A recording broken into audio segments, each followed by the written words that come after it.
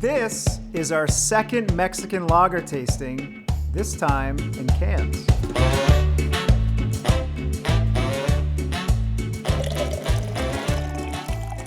What is up, YouTube? Welcome back to the Treehouse Brewing Company YouTube channel. If you are unfamiliar with the last Mexican lager tasting, we're gonna put it on screen and we're gonna link it down below.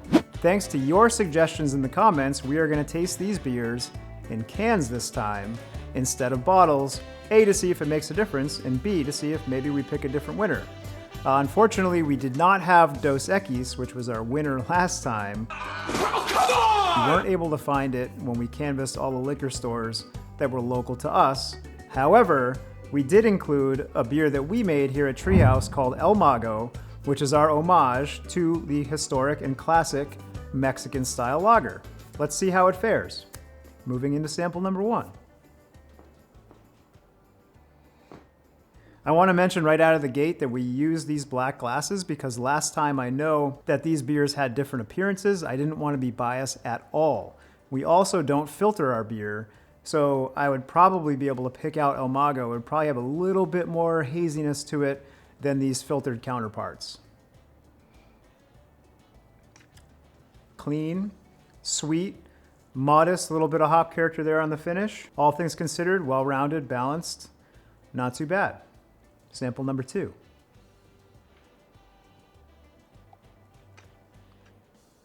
Wow, those are fairly similar, at least on first blush. Again, if you're a fan of the channel, you know that I'll taste through these the first time, give my first impression, and then go back to them where I start to form my final impression. Sample number 3.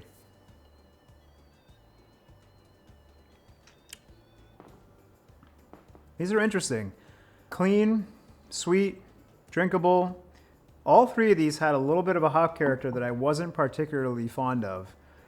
Again, the Mexican style lager is not known for having aggressive hops, but the hop character that I found in these first three was a little bit tannic, maybe vegetal. And I wasn't in love with the first pass on all three of these first couple.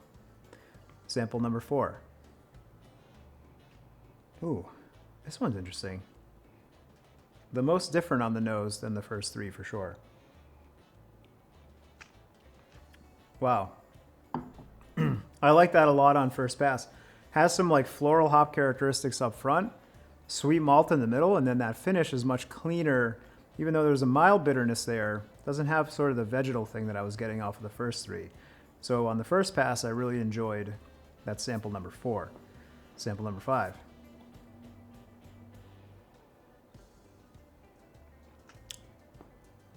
Okay, this is really interesting. This guy's got a little bit of sulfur going on. The flavor profile isn't my favorite for sure. I'll go back to it real quick.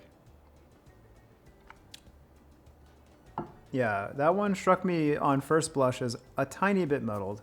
Not overly so, but again, not my favorite on first pass. Maybe a little bit of sulfur there in sample number 5. Definitely got to go back to 1 through 3 again. Those three on the palate in particular struck me as somewhat similar. Sample number 4 on first pass stood out as probably my favorite, and then number 5 I was not particularly fond of. I want to rank them before I attempt to guess them because we've been criticized on the channel before for guessing first and then ranking, and I don't want there to be any bias at all. I have my most favorite and I have my least favorite, and then the other 3 I've got some work to do. So I'm going to take the unprecedented step of ranking my favorite. Before I do that, let me try it one more time.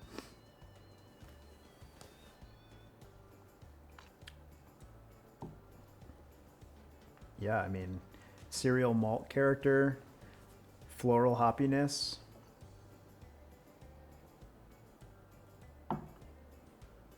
Okay.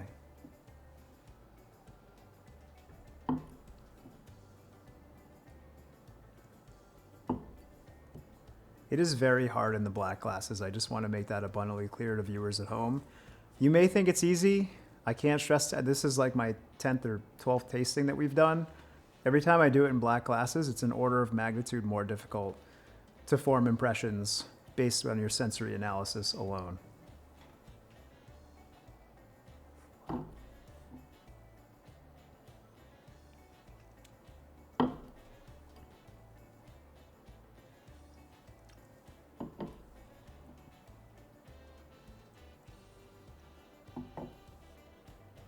Okay, I think I'm ready. I'm digging deep here. I have my 1, 4, and 5. I don't have my 2 and 3 yet. Michael's rolling his eyes at me. You guys said you don't mind if we let it simmer a little bit. Just gonna let this simmer right now. We're gonna get this right.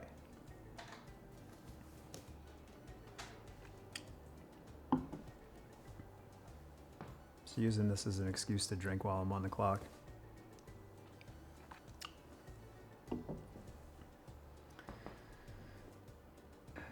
Okay, here we go. My favorite is sample number 4. My second favorite... I'm going back. I'm going back. This is fun for you. I think it's fun for Michael. Hopefully it's fun for you at home.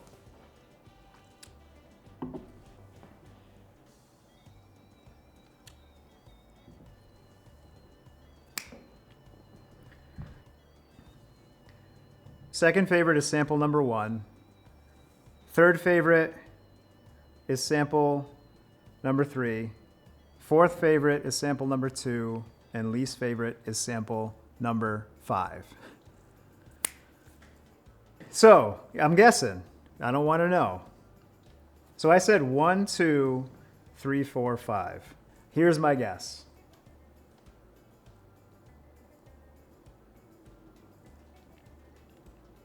Pacifico, Corona, Modelo, El Mago, Tecate. You ready? Yeah, I'm ready. Modelo, Okay. Pacifico, Okay. Corona, Okay. El Mago, Tecate. So I got El Mago and Tecate.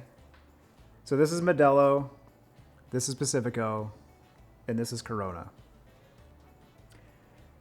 That's great. Again, I'm not embarrassed that I didn't guess them. I 1,000,000% honest. Of all the beers that we've included in our tasting so far, this El Mago was friggin' delightful. I can't wait for you to try these next to each other. It works really well. The hop character was beautiful. The Tecate tasted just like it tasted in the last sampling. I knew it almost instantly. It had the same sulfury characteristic as last time. It was an easy pick. These three, again, I know that Modelo is a bit on the darker side. It should be a little more full-bodied than Corona. These samples are pretty cold. I struggled on the first pass telling these three apart. I had a really hard time with this. I will say picking my 1 and 5 in this particular tasting was very easy. My 2, 3, and 4 was a struggle. They definitely presented better than they did in bottles. So for you guys who made that suggestion, thank you. Didn't have any skunkiness, didn't have any weirdness, and much like the Pilsner tasting, in cans, these beers definitely present better. So if you want to have yourself a good, clean Mexican lager, try to find the one that you love the most in cans. Make sure you guys get subscribed to the channel, leave your thoughts down below, and we'll see you next time. Thanks for watching.